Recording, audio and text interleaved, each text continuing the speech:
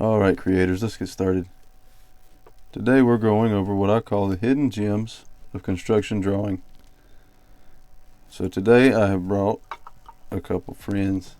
I've got a sphere. I went over a video about spheres a while back. You can check that. I'll try to put that video right here. But we're going to go over it again today.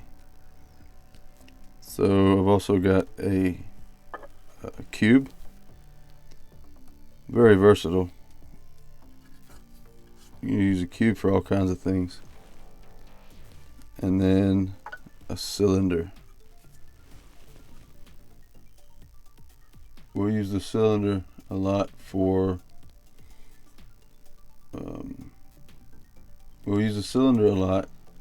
more organic forms, such as arms and torsos and legs, all kinds of stuff. Alright, so let's get started. I will try to put PDFs of each of these shapes in the description below. So hopefully you'll be able to download those and you can follow along a little bit more easily. Alright, so let's get started. I think we're going to start with the cylinder. So if we look here, right, we've got a circle and a square, but we don't really see it as a square, right?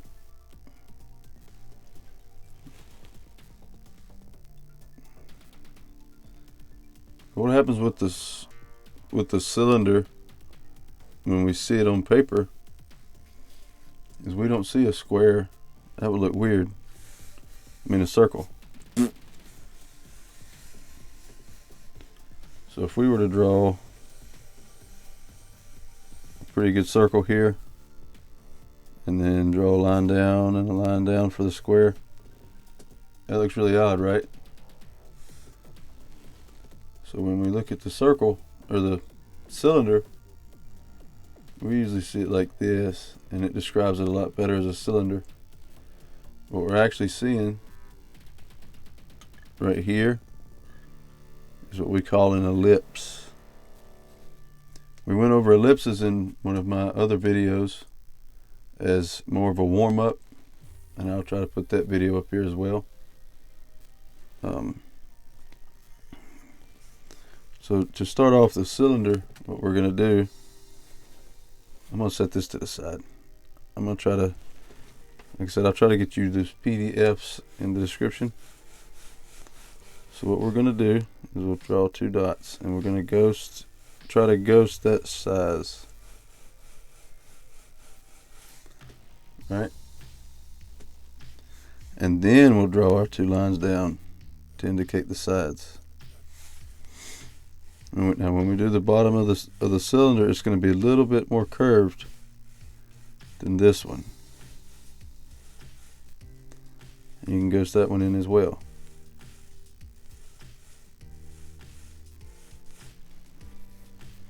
A fun exercise I like to do to practice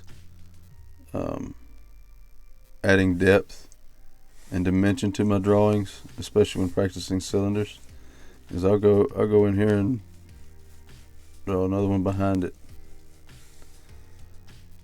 Now typically when you go behind an object, it's going to get smaller, and all these rules can be broken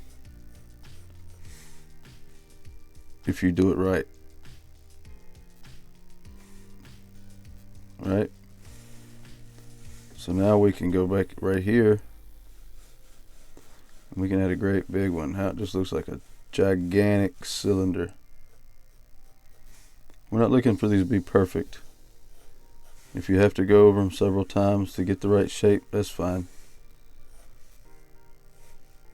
This paper is your dominion. This is where you create.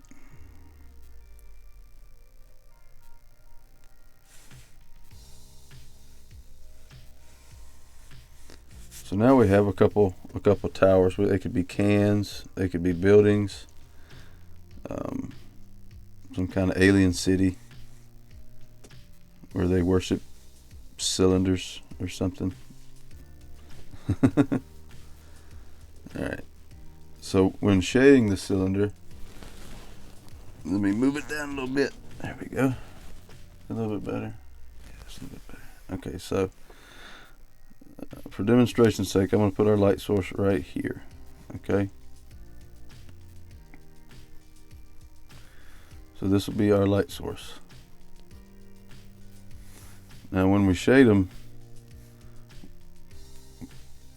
when you shade any shape, the shadows and cast shadows, they kind of anchor it to the paper, the picture plane, will be opposite the light source. So what that means is that the shadows on the ground for these cylinders will be over here, and try to follow the light source.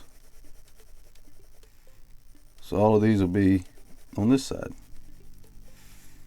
You might even get a little bit of shadow right there for that cylinder. And what I'm gonna do is I'm gonna draw a little tabletop right here. That adds a lot of depth too. That just that alone adds a lot of depth. All right. So now we have our shadow on the ground. Now we've got to add shadows on the shape to indicate the form of the cylinder. When I'm speaking about form, that describes the shape of the cylinder. So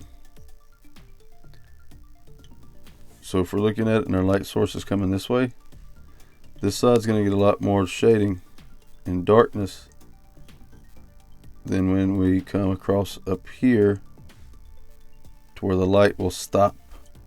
Right? The light's going to stop hitting the actual plane after it passes this curvature. Yeah, I can't draw on that. Okay.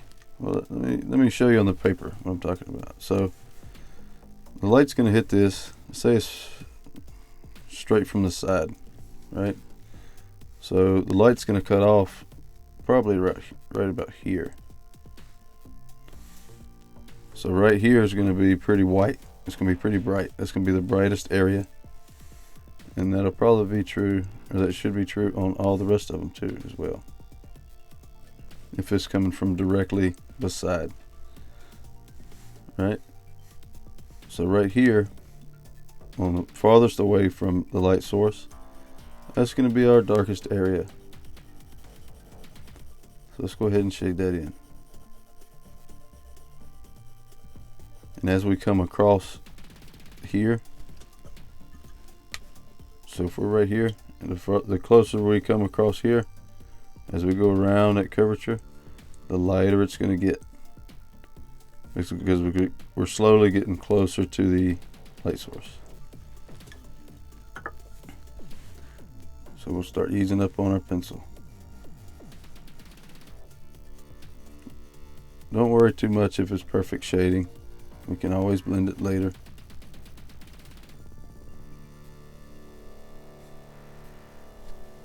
So what we're going to do is we're going to take our finger. If you have a blending stump, I've got one right here. If you've got a blending stump, you can use that like this. Now don't dig into the paper with this thing. The lighter you go, the better it looks. So I'm barely touching this right now. Just enough to smear that graphite. You go too hard and it will start looking kind of weird.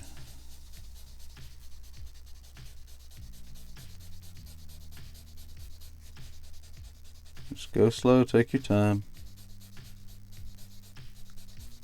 I don't know what your situation is, but hopefully you're not in no big hurry.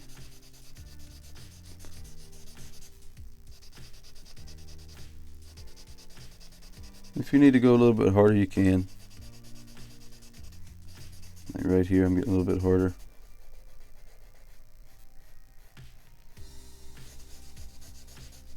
I made my line right there a little too dark, but that's okay.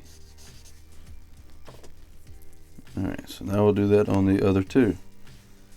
something to note is that this cylinder will cast a little bit of a shadow right here onto this cylinder. So we'll shade that really dark.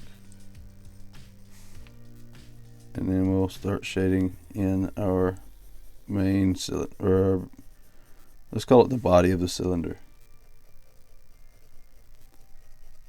So now we'll start coming across that form.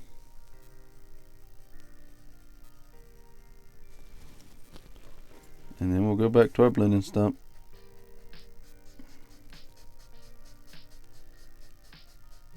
Just lightly go over it, just enough to move that graphite around. Not trying to dig a trench.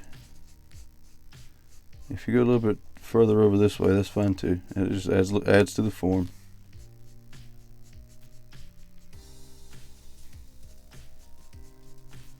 So just remember right here on the very edge, the closest section to the light source should always be your brightest.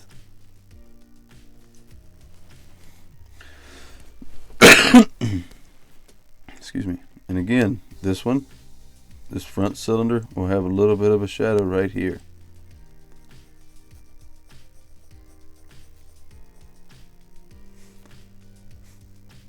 And then we'll start on the main body, just as before. Just remember to ease up on the pencil as you get further across that form to show that it's curved.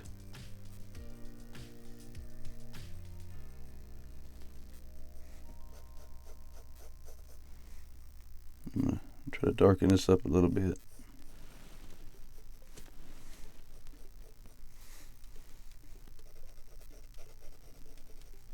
Right now I'm working with a 7B. I don't know if you can see that. I'm working with a 7B graphite pencil. It's actually pretty dark. Typically I wouldn't work with a 7B, but it makes it a little bit easier for you guys to see at home. But at home you can use whatever darkness you want, whatever softness you want.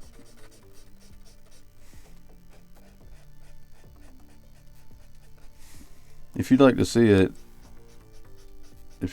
an episode talking about pencil grades and hardness and softness and stuff like that, just let me know and I'll whip something up for you.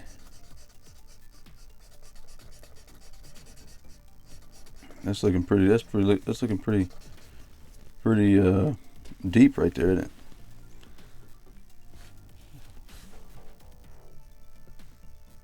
So right now, that looks pretty good. The only thing that we're going to do is we're going to go back and darken our cast shadow. Where the shadow meets the table, or where the shadow and the cylinders meet will be darker, right? It's going to be the darkest, probably the darkest section of your whole drawing.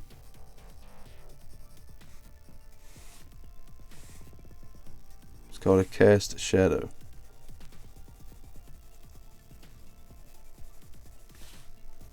And as you get further away from your subject, the cylinders, your shadow is going to get lighter.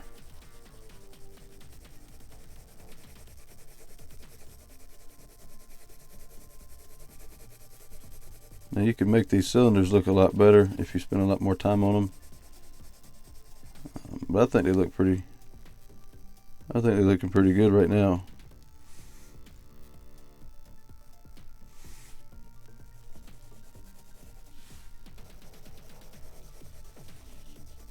I think that's as far as we're going to go with the shadow of this. But for this one, I'm just going to take my finger and kind of blend it together.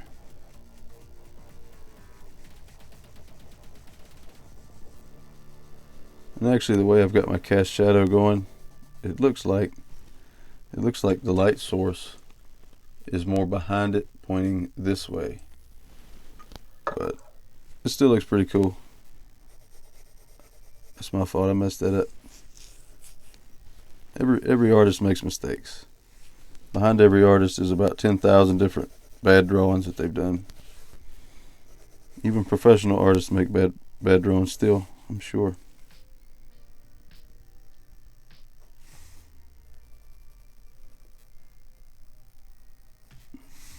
Alright.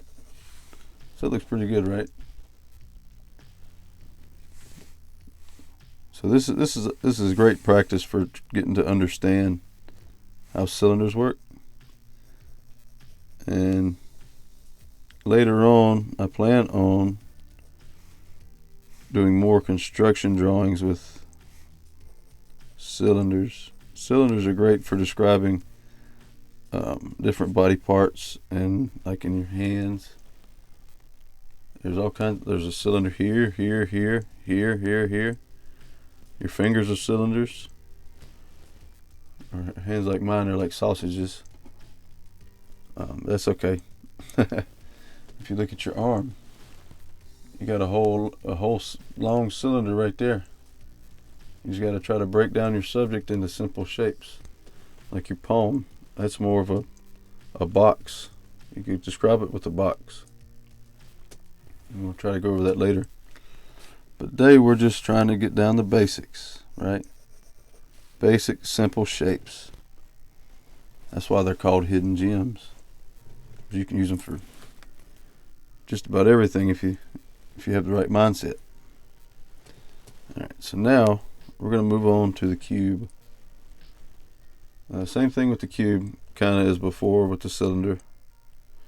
The cube is basically 6 squares, right? Let's count to make sure. 1, 2, 3, 4, 5, 6. Yep, so 6 squares. Now a lot of people I've seen, they draw cubes like this. There's nothing completely wrong with this.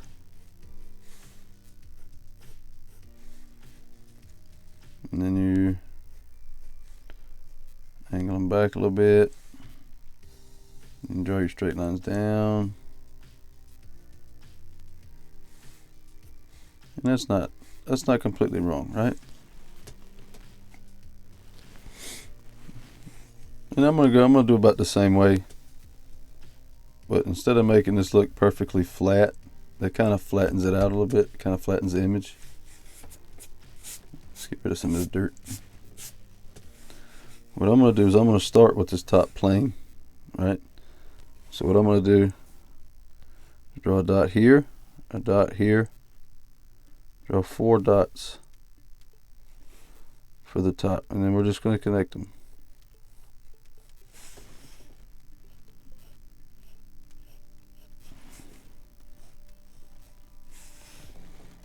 And like I said, mine aren't perfect either.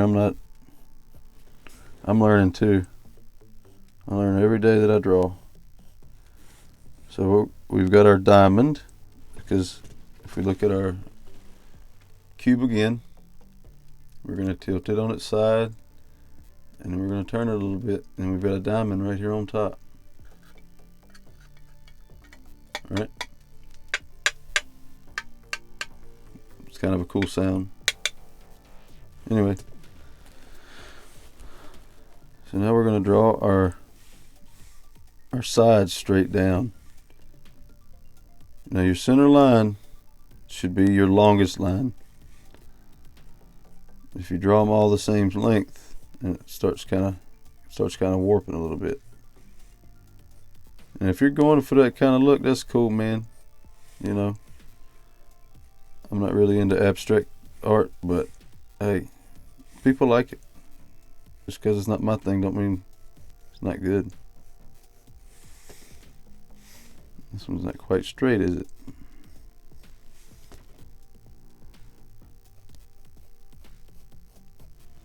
So now we've got a cube. It's kind of wonky. That's okay. Like I said, you just relax and let your mind take over, and we'll do this a couple times. Just let your thoughts run out through your hands. This is your paper, your world. If you want to have wonky looking cubes, that's cool, man. I'm down.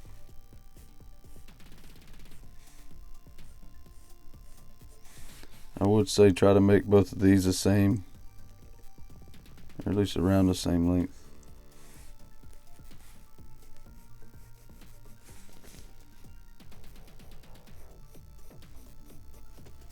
That looks a little bit better, right? The more you do it, the better you're gonna get. That's with anything.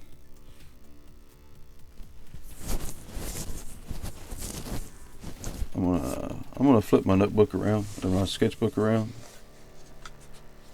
so I got more room to work.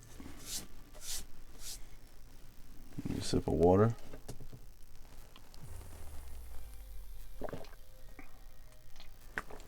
Always stay hydrated.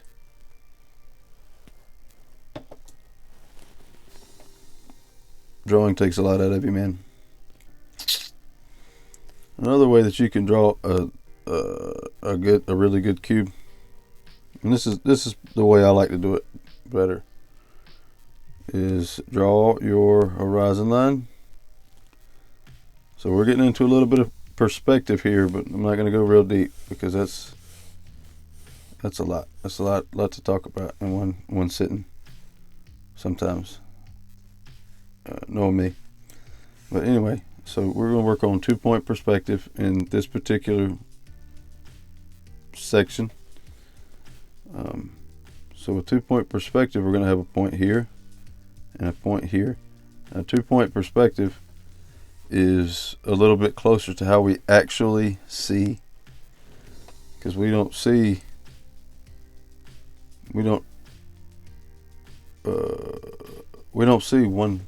one plane or one angle of something at all times. We usually see 2 angles. So we've got a plane here and a plane going this way. That's 2-point perspective. I don't know if we're going to ever get into 3-point perspective, because that's a lot too. But this is the way I like to draw cubes when I'm practicing. So draw a line straight down, however big you want it, right? Now that's going to be this. That's upside down. So that's going to be this face, or this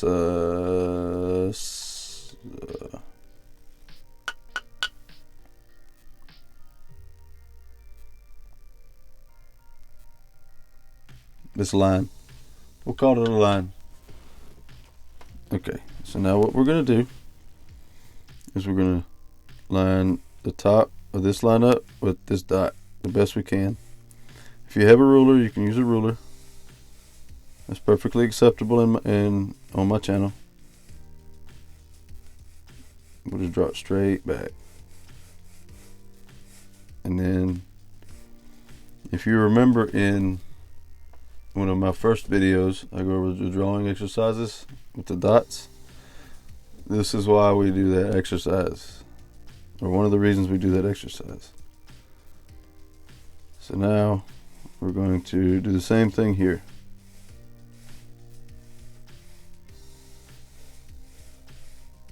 Now you'll notice that these 2 sides are eventually going to converge or meet right here. That's why this is a little bit more accurate way of drawing the cube. And then we'll do the same thing here. It's kind of a weird angle for me.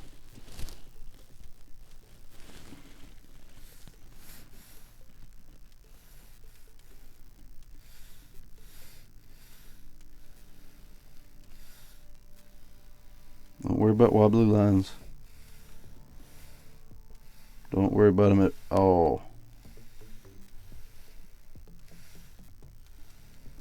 Okay, so now we have 2 sides of our cube.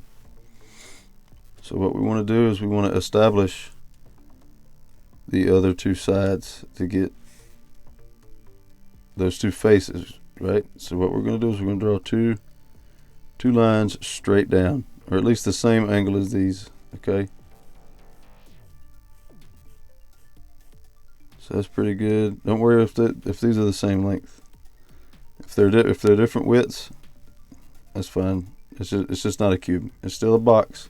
It's just not a cube. And that's perfectly fine too. So now we have two sides of our cube. So now we want to do the same thing again. We're going to line, but we're going to do opposite. So the top of this line is going to meet with the top of this line, or this dot.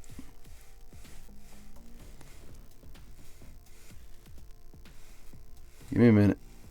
I get it. I'll get it. There we go. That's pretty close. Okay. Whew. Drawing takes a lot out of you, man.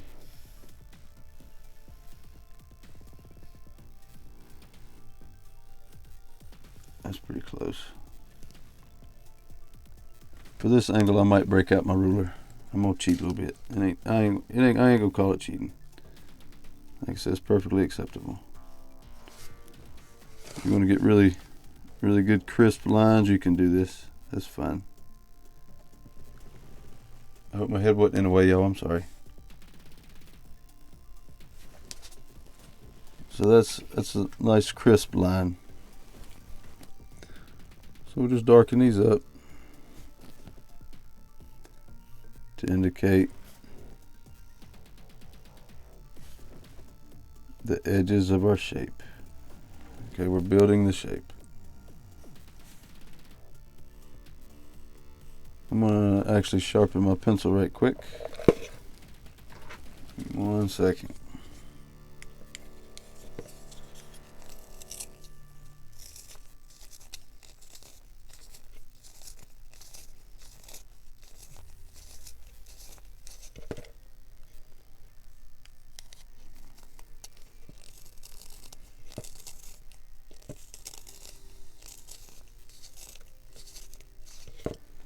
That's better. Okay.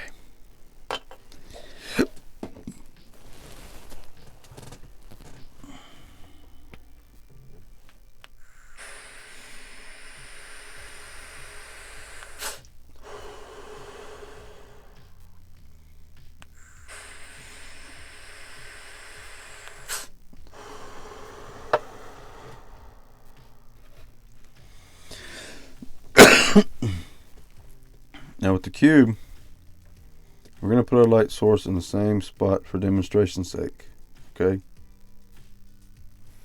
But you can put your light source anywhere you want. If you feel comfortable doing it from a different direction, perfectly fine, okay? It's better practice for you. But what we're going to do is, since the light is above the cube, this top plane, we're going to leave it alone. We're not going to shade it, okay? Because that's the closest to the light source. But since this side is a little bit, it's not hitting quite as much light. I don't know if you can see it on this transparent, on this transparent one. But let's see, I might have another one. Hold on. I think I've got another one. Yep, I got another one. So right there, okay? I've got a light like right here. So this top plane is the brightest, right? The side plane is still getting some of the light. Not as much as this, but more than this side, right? Because this is farthest away from the light source. So we're going to do the same thing here. So we're just going to shade in this a little bit. If you're working with a 7B, be really light. Like if you see, I back my hand up on the pencil. That's because this pencil gets really dark really quick.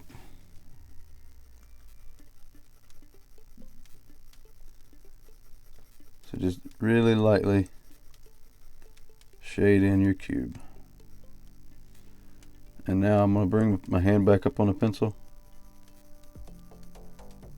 and then shade this side.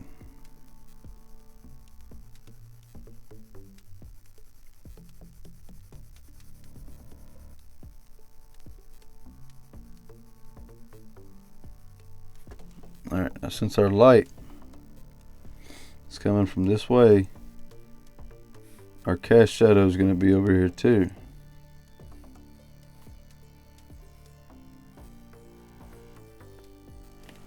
And something else that I've been kind of working on is if we line up our light source with our corner, our back corner, it'll be our back corner.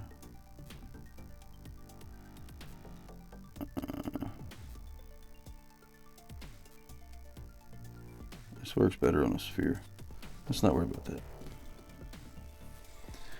But our cast shadow is going to be just like on the cylinders. It's going to be going this way.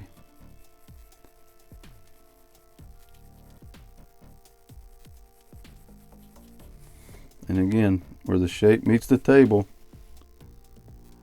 so this is our table. Our table's way up here. Our horizon line is our table, right? So where this meets the table is going to be your darkest section. And then we'll shade it out from there. Might be a little bit thicker than that.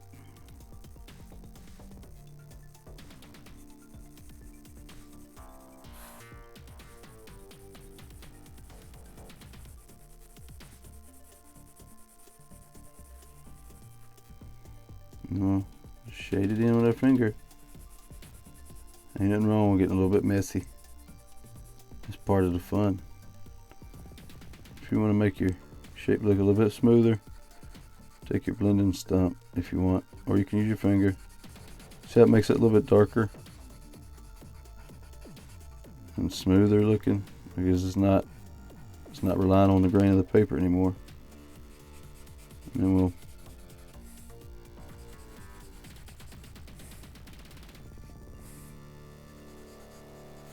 shade in that little section right there, and we'll be all right. That looks pretty three-dimensional, doesn't it? I like that. That's cool. Matter of fact, let's do it on this area too.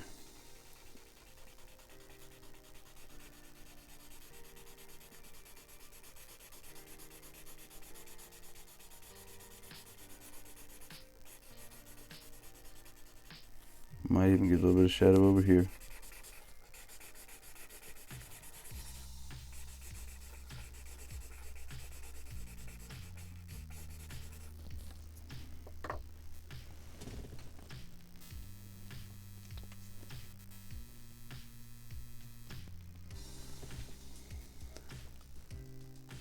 So today we've gone over cylinders and how to draw them,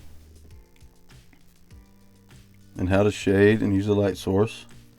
We've also done the same thing with a cube. How to shade and use a light source. And a little bit on 2-point perspective. If you'd like to see more about 2-point perspective, leave me a comment below and I will definitely be interested in working on something. So keep practicing. Keep a good attitude.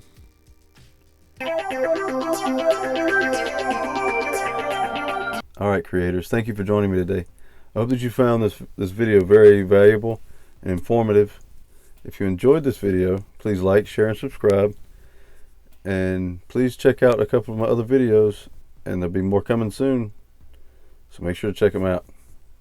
Alright guys, God bless.